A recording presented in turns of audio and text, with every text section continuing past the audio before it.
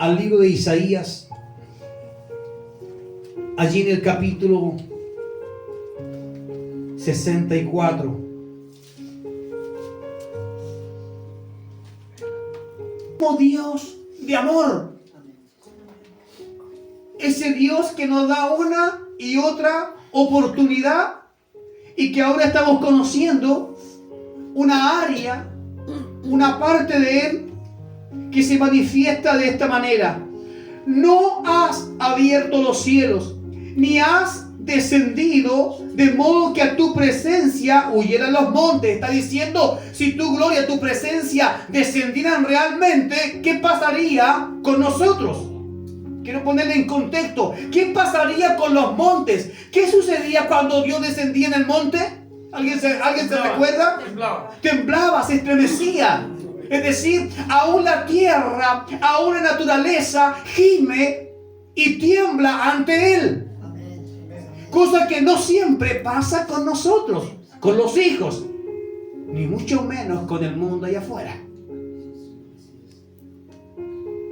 Verso 2, para que se derritiera como se derrite la cera ante el fuego. Es decir, si la magnitud de Dios pudiera acercarse a usted y a mí, probablemente aún el más mínimo pecado dentro de nosotros nos haría derretirnos ante su presencia, ante su poder. Dice como la cera.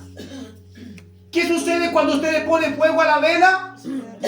Se comienza a derretir, aunque la llama sea pequeña. Sin embargo, ante ese material que es mucho más débil que el fuego, se derrite. Y lo que dice es esto. Dice que Dios, si descendiera, todo realmente se comenzaría a derretir como la cera. Aún los mismos montes temblarían ante su presencia.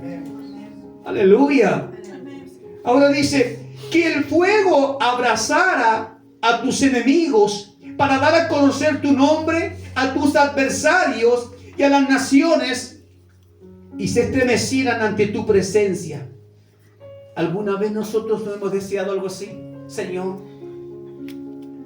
sé que el tiempo que estamos viviendo es difícil. Ya se habla de guerras constantemente, de terremotos, para qué contar. Mientras aquí no pasa nada, usted prende la televisión o ve internet y se da cuenta que en otros lugares sí están habiendo terremotos. Que allá en Estados Unidos, en Florida, alerta máxima ante los huracanes y todo lo que trae eso, la destrucción. Moviendo más de 8 millones de personas para que salgan de un lugar, porque se sabe que ese huracán de verdad va a destruir todo. Amén. Si la naturaleza tiene un oído para escuchar a Dios, para moverse, para ejecutar, ¿cuánto más nosotros deberíamos tener nuestro oído para movernos y para ejecutar? ¿Se entiende? Ejecutar, ¿qué significa? Significa que si Dios te habló cuando estabas en la casa y te dijo, hijo, hija, quiero que vayas porque quiero hablarte. Eso significa la presencia de Dios tuvo que minimizarse para poder llegar a ti. ¿Quién es el que pone el querer como el hacer? Es Dios. Pero Él no lo hace bajando con toda su fuerza y poder, porque nos derretiríamos como la cera. Pero sí nos manda esos chispazos en donde sabemos que Él nos está hablando. Usted sabe que es Dios. Usted dice, sé que es Dios. No te lo puedo explicar. No tengo una manera de decirte que Dios me habla, pero sé que me habla. Ese es Dios. Intentando conectar contigo y conmigo, diciéndote, no sigas endureciendo tu corazón. Porque lo que yo quiero es librarte de cuánta destrucción se viene. Y nosotros hemos dicho, Señor, tal vez el mundo, la única manera que entendiese que tú eres poderoso y que eres grande y que debe moverse a ti, tal vez sería solamente que viniese una catástrofe, pero tremenda, destrozos por todo, que la tierra se abriera, se partiera, Señor, y aunque nosotros mismos como hijos tuyos también seguramente estaríamos allí en medio de todo esto, pero Señor, si esto sirviera para que ellos vengan a ti, yo estoy dispuesto. Y con mi esposa hemos hablado en casa. Más de alguna vez hemos tocado el tema de en realidad, bueno, si va a venir algo fuerte, que venga, Señor. Tal vez es la única manera de que las personas puedan decir: háblame de Cristo, háblame del Señor, ¿quién es Él? ¿Por qué está pasando todo esto? ¿Qué es lo que está sucediendo? Y nosotros podemos predicar. Ahora, sí que alguien puede decir: sí, pero si esto nos va a traer problemas a nosotros como cristianos. ¡Ey! Dios dijo que estaría con nosotros, aún en el problema, en la aflicción, y que pondría palabras en nuestra boca. ¿De qué sirve tener palabras si no tenemos a quien predicarle? Por lo tanto, Él pone la necesidad, pone las dificultades de las personas para que luego nosotros vayamos y ejecutemos. Amén. Ejecutemos, no nos quedemos en Él. Yo pienso, yo creo, quizás la iglesia debería ser así. Yo creo que los hermanos deberían ser. Yo creo que las campañas deberían ser así. Deja de creer y transfórmate en alguien que ejecuta cosas. Pero ¿y si otro no lo hace? Si otro no lo hace, hazla tú. ¿Será que si el pastor permite que prediquemos podemos? No. Tú tienes un deber con Dios, no conmigo.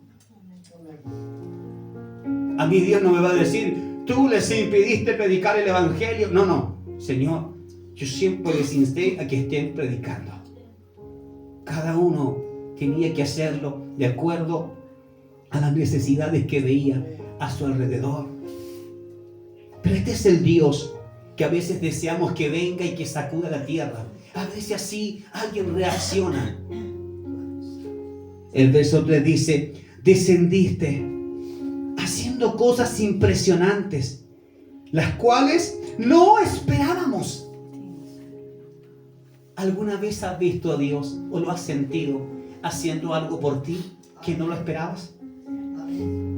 Que dijiste: no, yo creo que Dios ya no quiere nada conmigo. Yo creo que ya Dios, de verdad me transformé en un problema para Dios. Y te has dado cuenta que Dios viene y hace algo por ti, hace algo al respecto. Viene, toma tu vida, ordena tu corazón, tu mente y comienza. Y tú dices: ¿de dónde pasó todo esto? ¿Cómo comenzó? Pero ahí está pasando, ante tus ojos. Dios está actuando. Cosas impresionantes, las cuales no esperábamos. Y los montes, dice, huyeron ante tu presencia. Los montes representan en tu vida y en la mía. ¿Sabes qué representan? Representan los problemas. Cuando tú tienes un problema y dices: mi problema es tan grande como una montaña que no creo que nadie pueda ayudarme, te equivocas.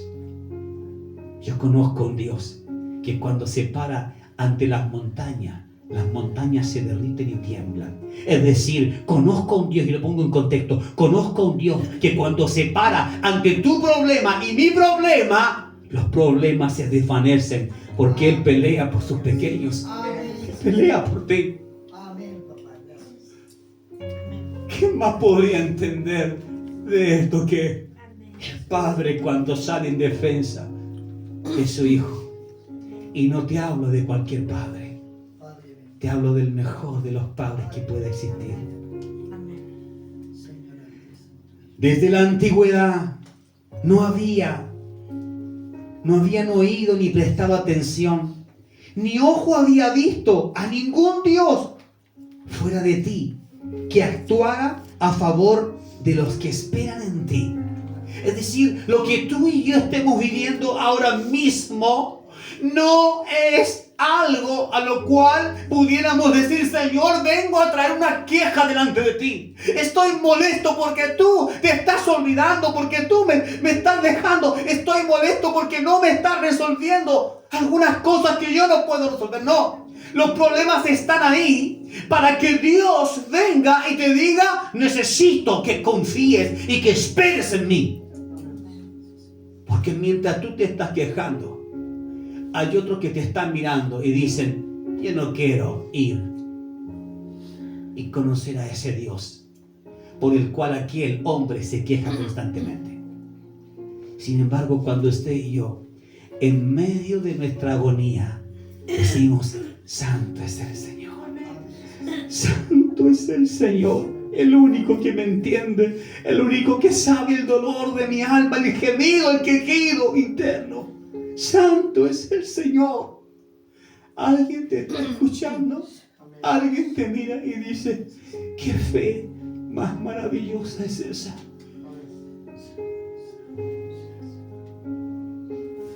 Tú sales con regocijo al encuentro de los que practican la justicia y de los que te recuerdan en tus caminos. Es decir, no eres tú, no soy yo el que sale al encuentro de Dios. Es Él el que sale a tu encuentro. ¿Pero por qué sale a tu encuentro? Porque si practicamos el amor, la justicia, la piedad, entonces nos vamos dando cuenta de cuántas cosas en nosotros necesitan ser cambiadas para que Él actúe. He aquí que tú te airaste cuando pecamos en ellos. ¿Seremos salvos para siempre? Es una pregunta, dice. ¿Seremos salvos para siempre? Verso 6.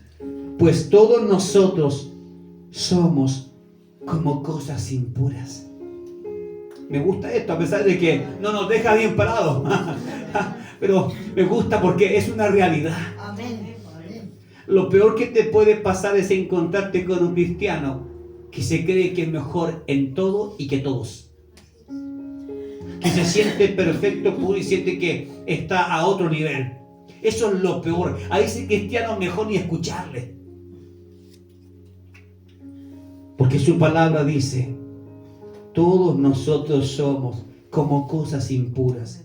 Y toda nuestra justicia es como un trapo de inmundicia. ¿Saben a qué se refiere esto? Toda nuestra justicia se refiere que aun cuando hacemos cosas que creemos que están bien, esto yo considero que es justo, yo pienso que esto está bien, dice que incluso cuando estamos actuando así, son trapos de inmundicia. ¿Y por qué, Señor? Porque Dios sabe cuál es la intención de tu corazón. Dios sabe que muchas veces puedes estar hablando de justicia, pero lo que estás esperando es gloria. Que alguien te diga, wow, qué tremendo que eres tú, qué tremendo que eres, qué tremenda mujer.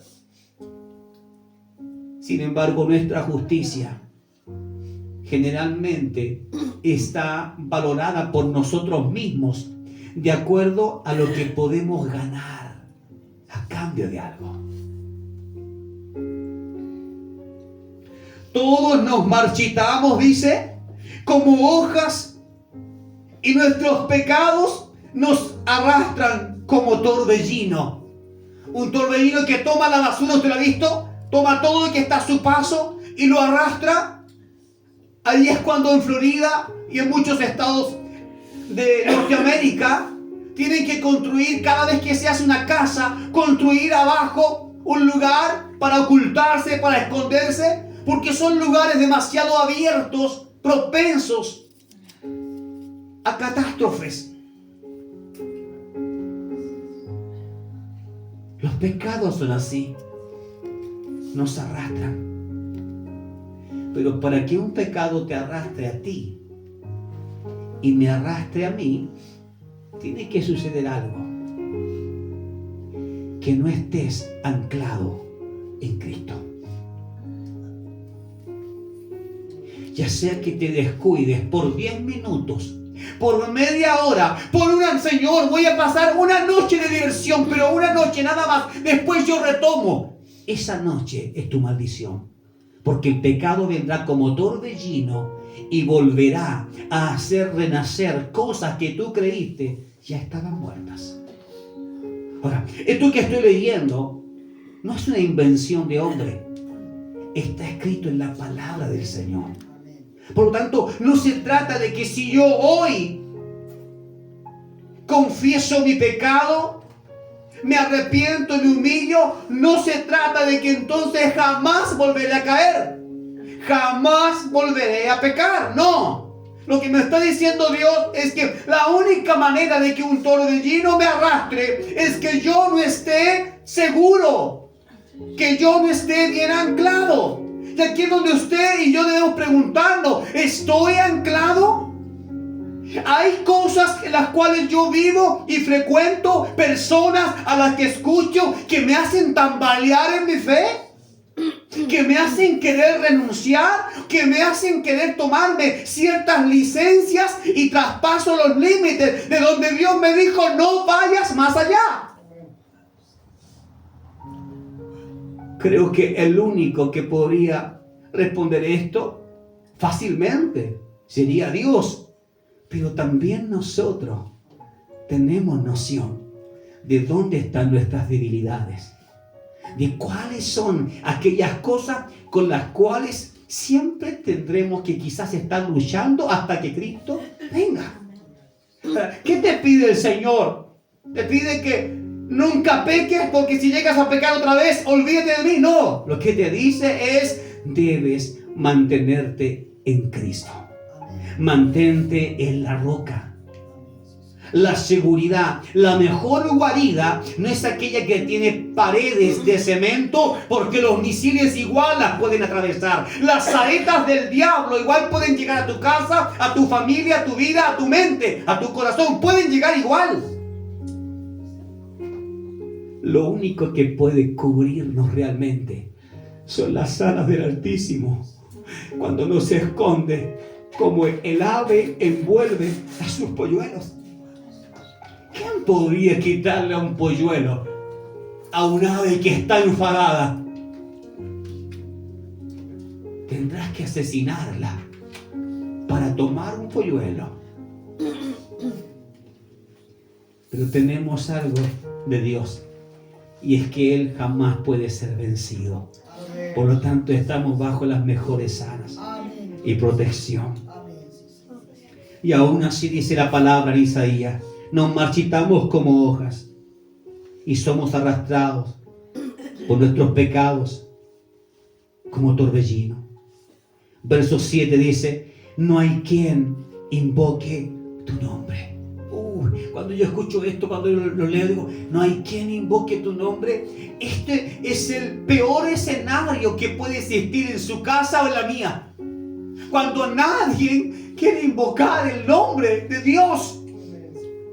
Porque es cierto que muchas veces todos tendremos debilidades, estaremos tristes, angustiados. Alguien te dirá, pero ora, hermano, y tú vas a decir, es que no puedo orar. ¿Cómo no puedes entender de que hay veces donde uno no puede orar?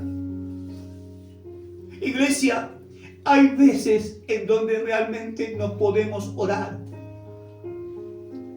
Por lo menos de la manera en que lo conocemos, como oración, de ir, levantar tu voz y que todos te escuchen mientras hablas palabras bonitas. Hay veces que tu mejor oración tendrá que ir agarradita muy fuerte del silencio. Y aunque no será una oración audible, te aseguro que tu espíritu allá adentro está transmitiendo una cantidad de información impresionante al Rey. No hay quien invoque tu nombre, ni quien se acuerde de asirse de ti, es decir, de tomarse, ni quien diga, yo me tomaré del Señor. ¿No le parece conocido esta palabra en los tiempos en que estamos? Cuando todos corren de un lado a otro, pero no quieren correr a Cristo. Se están tomando de muchas otras cosas para seguir con sus vidas.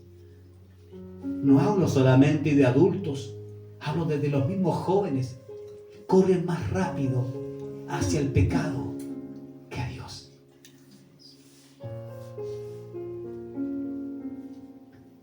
Pues escondiste tu rostro de nosotros y nos entregaste al poder de nuestros pecados.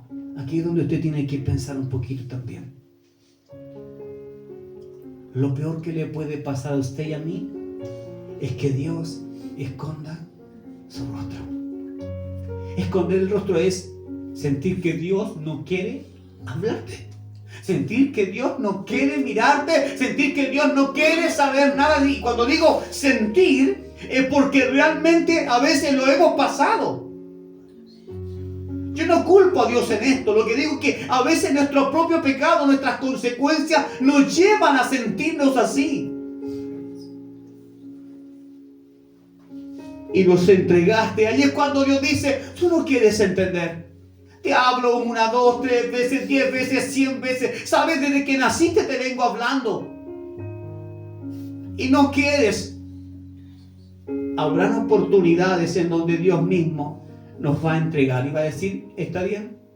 No quieres.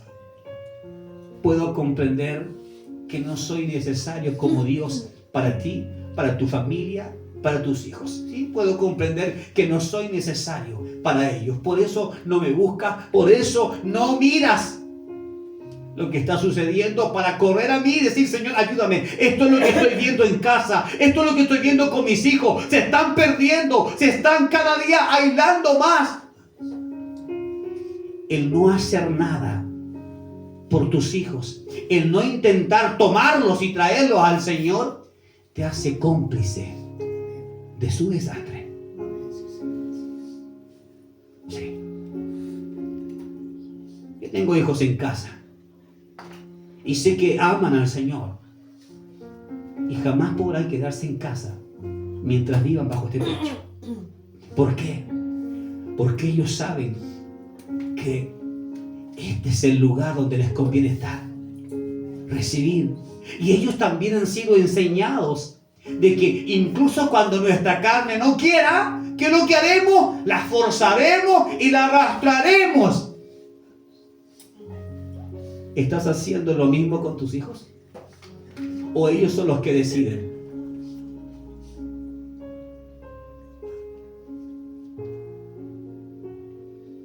¿Cómo un padre y una madre puede pensar simplemente en salvarse a sí misma, a sí mismo, pero no le importa si sus hijos se pierden?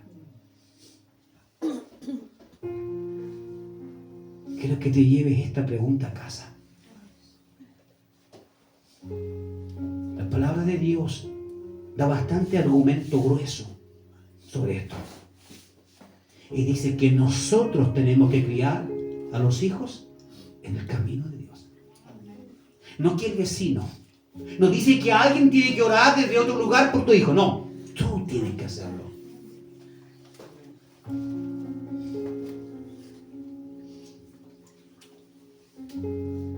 Verso 8. Pero ahora, oh Yahweh, tú eres nuestro Padre. Nosotros somos el barro. Tú eres nuestro alfarero. ¿Sabes que tienes que llegar? Tú no puedes irte de esta reunión sin llegar a esta convicción en tu corazón de primero reconocer, Señor, lo estoy haciendo pésimo. Está mal, Señor. Pero no me quiero quedar solamente en eso, mi desgracia, Señor. Lo que yo quiero decirte es esto. Quiero tener convicción de que yo soy solo barro. Que no soy tan importante por más que me vista de una manera decorosa. Por más que tenga o cargue dinero en mi bolsillo, que tenga aquello y esto. Señor, quiero irme a casa pensando, solo soy barro. Porque solo el que reconoce en humillación realmente lo que es, ese será levantado, ese será exaltado. ¿De qué sirve tanto cuando en tu alma no tienes nada?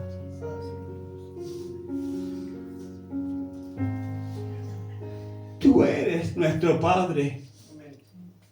Si usted considera que Dios es su Padre, ¿cuántos aquí consideran que Dios es su Padre? Si usted considera que Dios es su Padre, yo le preguntaría, ¿y por qué usted no le obedece a su Padre? ¿Por qué no hace lo que Él mismo le manda decir por la palabra? ¿Realmente es su Padre o es su tío? ¿O es su amigo? ¿O es el Dios de todos? ¿Quién es? Cuando yo considero que Dios es mi Padre, yo quiero agradarlo en todo. Y me siento mal cuando le fallo y voy donde Él y le digo, me siento pésimo. ¿Sabe usted la cantidad de veces que yo le he dicho, Señor, me siento pésimo como pastor? Porque prefiero eso en humillación a hacer la vista gorda con mis propias debilidades y pecados. Prefiero ir donde él y decir, Señor, me falta tanto y necesito de ti. Tú eres mi Padre. Cuando yo le digo Padre, de verdad le digo a Dios Padre, porque me considero su hijo. El problema es que la iglesia se ha vuelto tan religiosa, y no hablo solo por esta iglesia, hablo por el mundo entero. Se ha vuelto tan religiosa que usan el término Padre como si realmente Dios lo fuera de ellos. Lo dicen porque todos lo dicen. Allá afuera muchos dicen, sí, yo me encomiendo al Señor, y nunca jamás oran, nunca jamás leen la Biblia, nunca jamás van a una iglesia. Pero yo creo en el Señor, dicen. Yo creo en el Señor, sí creemos en el Señor. Usted y yo que le decimos Padre, seremos castigados por desobediencia. Porque no es cualquier Padre, también es Dios. Y fuego consumidor. Aleluya. Cuando decimos, Señor, yo solo soy barro, lo que le decimos es, Señor, ¿qué más puedo esperar de mí mismo? Soy barro. Si el alfarero no pone sus manos en mí, estoy perdido. Amén. Iglesia, cada uno de ustedes, con todo lo que hayan logrado, triunfos, sueños, ideales y todo lo que crean tener, si ustedes no están en las manos de Dios, y si ustedes no son barro, si yo no soy barro, entonces estamos perdidos. Tu valor y el mío solo funciona y brilla cuando estás en sus manos. Todo vaso que no está en las manos de Dios no tiene valor alguno. Aunque leas la Biblia, aunque vayas a la iglesia, porque hay una característica del vaso de barro, y es que cuando está en las manos de Dios se deja moldear, obedece a los movimientos de su alfarero. ¿Por qué? Porque no eres tú el que va a elegir de qué manera o qué tipo de vaso quieres ser. ¿Quién es el que escoge la figura cuando tiene el barro en sus manos? El alfarero. Yo jamás pensaría que un vaso le está diciendo, no me hagas así, hazme un poquito más grande. ¿O por qué me haces de barro? Quisiera hacer un vaso de oro. Importante. Muchos de nosotros todavía pareciera que nos consideramos vasos de oro. Sí. Cuando vemos con indiferencia al que sufre. Cuando Dios nos habla y nos dice, esto es lo que tienes que hacer en tu casa, y no lo hacemos. ¿Quieres tomar tu propia forma? ¿Crees que el barro tiene la condición de a sí mismo darse forma? Nosotros somos el barro. Está diciendo, nosotros somos lo menos importante, el barro. Y tú eres el alfarero, es decir, tú eres lo que importa. Cuando ustedes estén pasando cosas, cuando usted esté luchando con cosas, usted tiene que decir, Señor, ayúdame, tú eres el alfarero y yo simplemente soy el barro, moldéame, porque siento que me estoy quebrando. Si usted se mira a sí mismo como un vaso de oro o de plata y se siente importante, que no se puede humillar ante nadie, piensa que su ropa le hace mejor que otro, entonces probablemente sea mucho más lento tu proceso, si es que llega a terminar, porque cuesta mucho más quebrar la plata, el oro, que quebrar el barro. Cuando decimos quiero ser barro, lo que estamos diciendo es, Señor, si tienes que quebrarme y volverme a ser, hazlo. Pero tú eres el alfarero. Tú eres el alfarero. Todos nosotros somos obra de tus manos. El problema es que muchas veces el vaso ya está terminado por el alfarero. Pero Dios quería usar ese vaso para una cosa. Sin embargo, el propio vaso decide que no quiere ser usado en eso.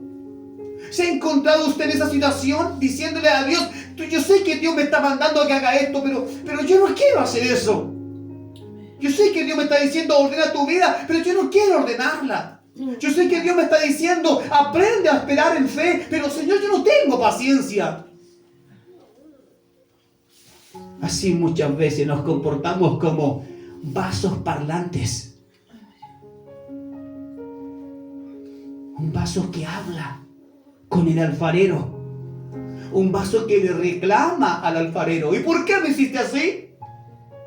¿Y por qué tengo que vivir esto? ¿Y por qué tengo que aceptar esto? A ver, ¿por qué? Hay muchas cosas y procesos que tendrás que vivir, que cuando los asumes como soy simplemente barro, ¿sabes qué sucede? Sucede que ya no te quiebras. Ahora tomas formas, diversas formas. Y Dios dice, a ver, hoy día voy a hacer esto contigo. Y te da la forma para aquello. Y mañana te levantas confiando en el alfarero. Y Dios dice, mira, hoy día te voy a dar otra forma porque quiero ocuparte para esto. Nuestra vida iría de peldaño en peldaño y cada vez de victoria en victoria. Pero lo que nos lleva allí, a esas victorias, se lo digo inmediatamente, son los procesos de Dios cuando sus manos están puestas sobre el vaso. ¿Crees que Dios tiene puestas sus manos sobre ti? Porque si es así, todos los días deberías estar cambiando, todos los días. No podría pasar más de 2 días, 3 días y que vengas a la iglesia y vienes con las mismas actitudes de siempre, con el mismo pecado de siempre, con la misma manera de pensar de siempre, de que es mi vida, yo sé cómo lo hago, nadie se mete con mi familia. Y Dios dice, si no quieres que me meta con tu familia, ¿por qué vienes a escuchar palabra? ¿Acaso no sabes que en la palabra está todo? Pero bendigo a Dios por aquellos que, sabiendo que la palabra es como una espada de doble filo, aún así dicen, yo voy a ir aunque salga, pero herido y estocado por Dios. Prefiero ser estocado por Dios para que mi vida cambie, a que alejarme de Él para no cambiar. No te enojes en exceso, dice el verso 9, por siempre, oh Yahweh, ni recuerdes para siempre nuestros pecados. Mira que todos nosotros somos tu pueblo. Esto lo dice alguien cuando ya se da cuenta, Señor, sé que te he fallado muchas veces, pero no te olvides que un día me dijiste, mi hijo eres o mi hija eres. Nunca te olvides de eso. Y el Padre, por supuesto, te va a decir, ¿cómo olvidarme de lo que te dije? Vamos a ver algo que lo va a poner a usted a pensar un poquito más.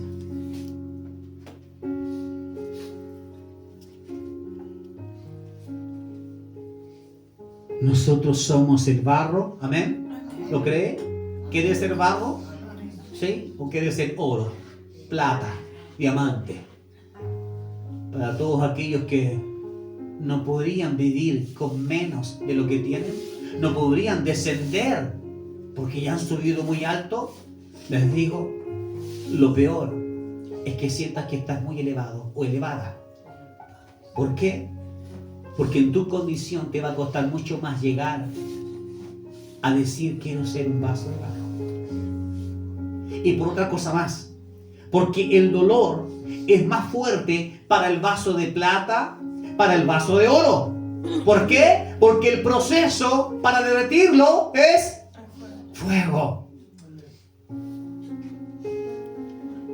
Un creyente estaba de pie junto a la ventana, observando las calles a medianoche por algún movimiento que indicara que la policía se acercaba a los adoradores. Los cristianos se reunían en secreto en la parte sur de Irán. Irán, el mismo país que está atacando ahora a Israel. 180 misiles hace poco lanzaron otra vez. Tomaron prisionero a más de 1.600 israelitas y mataron a 1.200 ya. Pero allí hay hijos de Dios, aunque usted no lo crea. ¿Cómo puede ser? Sí, los hay. ¿Los matan? Sí, los matan, pero hay. Entonces, el visitante extranjero añadía peligro a la situación, porque la policía iraní estaría furiosa si se enteraba de que los cristianos estaban reunidos con un extranjero. Está prohibido en esos lugares de que alguna persona que viva ahí residente se comience a juntar con predicadores, con extranjeros que vengan, porque para ellos cualquier extranjero es signo de desconfianza. Puede venir a predicar el evangelio. Y no queremos a otro Dios que Alá. Alá es nuestro Dios y Mahoma es nuestro profeta. Por lo tanto, cualquiera que ande con un extranjero estará siendo vigilado las 24 horas para saber quién es ese extranjero, qué es lo que hace y qué hace aquel ciudadano que se junta con ese extranjero. Veamos entonces. Hacía poco que habían liberado de la custodia policial a un creyente, y los moretones en su cuerpo mostraban los tratos recibidos. Aunque la policía lo vigilaba de cerca y sabía de su obra cristiana, él continuaba ministrando tanto como podía cuando no estaba bajo arresto. Es decir, lo dejaban, le pegaban, lo golpeaban, salía en libertad. ¿Y qué es lo que hacía? Se iba a predicar otra vez a las casas. Señor, yo quisiera esa pasión. Hablaba con pasión y alentaba a todos los creyentes reunidos a crecer y ser más como Cristo. Es decir, esta misma iglesia, si esta iglesia no se termina pareciendo más a Cristo, entonces todos tus años no sirvieron de nada. Mis años dentro de la iglesia no sirvieron de nada. Entonces significa que solo fui a la iglesia, pero nunca fui porque quería obedecer y cambiar mi vida. Eso es lo que significa.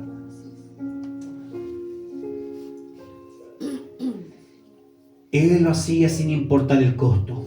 Sabía que el precio podía ser alto, ya que todos conocían a cristianos que habían sido arrestados, golpeados o asesinados, o otros que solamente habían desaparecido. El maravilloso servicio fue largo y lleno de adoración. Después, el asombrado visitante extranjero le preguntó al expositor acerca de sus experiencias en la cárcel y el sufrimiento que soportó. Y le dijo: ¿cómo mantiene usted tal espíritu de esperanza y alegría en medio de estas dificultades? Esa es la pregunta. Si alguien le preguntara a usted, ¿sabe que usted lo está pasando mal? Si alguien le dijera: ¿cómo haces para mantenerte todavía en tu fe? ¿Cómo haces para estar apasionado o apasionada si eres mujer? ¿Cómo haces para no abandonar esa fe con lo que tú estás viviendo? Eso le preguntaron. ¿Cómo lo haces para vivir con alegría? Porque puedes vivir: Señor, aquí estoy sufriendo, no te voy a dejar. Pero hay quienes dicen: Señor, aquí estoy sufriendo, pero no te voy a dejar. Estoy feliz porque soy tu hijo, aún en la prueba. Mira cómo haciendo lo mismo puedes tener a dos personajes diferentes. Los dos soportando, solo que uno está soportando con gozo. Dice, Señor, yo sé que este tiempo va a pasar y voy a estar bien, porque tú eres mi Dios. Y en ti confío. Él le preguntó estas cosas. Él dijo, estas pruebas son solo instrumentos. Mira, las pruebas que tú tienes, que yo tengo, dice, son solo instrumentos en las manos de Dios. Le dijo a aquel creyente iraní. ¿Quién soy yo para criticar los instrumentos que Dios utiliza para hacerme más santo? Oh, qué terrible esto.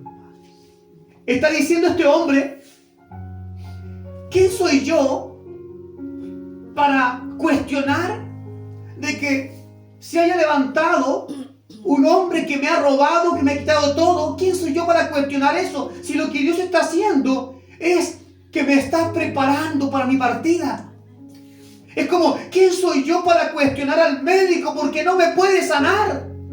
¿Quién soy yo si Dios está usando estos instrumentos, todo? El médico que me dice no hay esperanza, los medicamentos que no funcionan.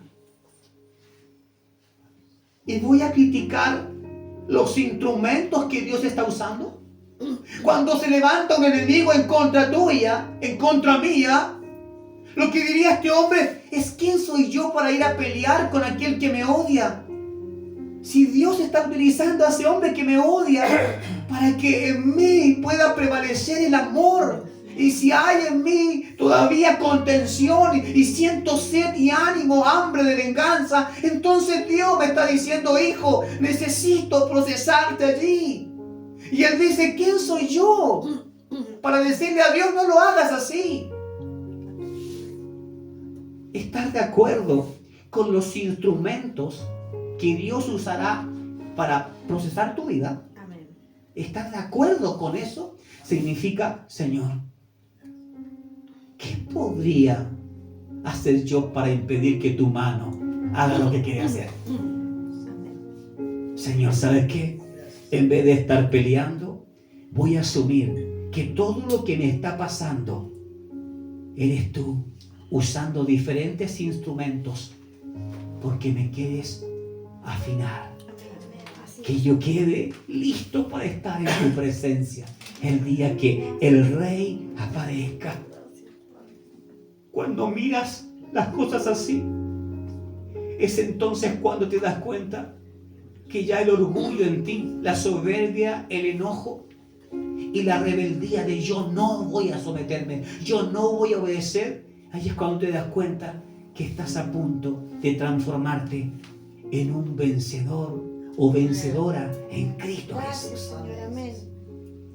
Yo te invito, iglesia, a que lo que sea que te esté pasando, las pruebas que sea que estés viviendo, dile, Señor, esos enemigos son un instrumento en tus manos. Ya lo entendí, Señor. A mí no me vas a hacer eso. Ya, yo lo entendí. Tú estás utilizando eso. Cuando venga momento de decir, Señor, ya entendí. Tú me quieres a mí mostrar que debo depender de ti porque tú abres las puertas y las cierras. Así es. Amén. ¿Te das cuenta? Cuando veas lo que Dios está haciendo, ya no ves a las personas, ya no ves a esa gente que te tiene odio, ya no ves a ese familiar, a ese hijo rebelde. No, lo que tú dices, eres tú, Señor, que me está diciendo, no has orado lo suficiente. Y estoy usando a tus propios hijos para que lo hagas. Amén. Así es. Cuando tienes un hijo que amas, tú no puedes pensar o desear lo peor para él o para ella, si es hija. Pero sí Dios te está diciendo, ese instrumento que estoy utilizando es para decirte que no han habido cambio porque tú no haces lo suficiente. Si no los hubiera. ¿Me entiende? El que tiene un esposo inconverso, no hay cambio porque tú no cambias lo suficiente. Ese esposo que tú tienes no ve a Cristo en tu vida. Porque muchas veces te comportas como cualquier persona. No tienes cuidado de cómo dices las cosas, de cómo hablas, de cómo actúas. No tienes cuidado. Y tú piensas, ya se acostumbró a verme así. Es verdad. Nuestras esposas se pueden acostumbrar a nosotros, pero Dios nunca se va a acostumbrar a que si Él tiene un vaso en sus manos, Él quiere darle la forma que tiene que tener ese vaso. Y usted y yo tenemos que decidir, ¿quiero seguir estando en las manos de Dios como un vaso de barro? Si usted dice amén, ¿sí? Entonces Dios le va a decir, es tiempo de que comiences a hacer cambios de verdad. De lo contrario, no estás en mis manos. Aunque sigas diciendo, aunque lo proclames, no estás en mis manos. Porque todo lo que viene a mis manos, dice el Señor, es transformado, es hecho nuevo. Las cosas viejas pasaron, he aquí todas son hechas nuevas. Realmente tenemos que ser nuevas criaturas. Los humanos tenemos una fascinación con el futuro. Es verdad. Siempre estamos pensando, a ver, ¿qué haré mañana? ¿Qué vamos a cocinar mañana? A ver, ¿qué voy a hacer yo mañana? ¿Cómo haré esto? ¿Cómo haré aquello? ¿Qué hará mi hijo mañana? ¿Qué le daré? A ver, ¿cómo será? ¿Cómo será su futuro? ¿Cómo será su esposa? ¿Cómo serán sus hijos? ¿Cómo serán mis nietos? Siempre el ser humano tiene ese afán. De alguna manera no quiere morir porque quiere ver más acerca del futuro. Es parte de nuestra humanidad. Y a otros que afirman conocer nuestro futuro, quienes nos dicen esto será así, pero lo hacen desde la manera y la perspectiva que el sistema de este mundo les entrega. Iglesia, sin embargo, al igual que el barro no puede preguntarle al alfarero lo que va a hacer, tampoco podemos preguntarle a nuestro hacedor lo que vamos a hacer. Aún así podemos confiar, pero sí podemos confiar que Dios creará algo bello y santo con nuestras vidas. Amén. Sabemos por fe que somos el resultado de las manos de Dios. Cuando usted se mira a sí mismo y mira todo lo que tiene, ¿usted piensa que es el resultado de las manos de Dios o piensa que es el resultado de su inteligencia, de lo bueno que usted es para trabajar? ¿De qué manera usted confiará en que Dios, el alfarero, maestro, lo está convirtiendo a usted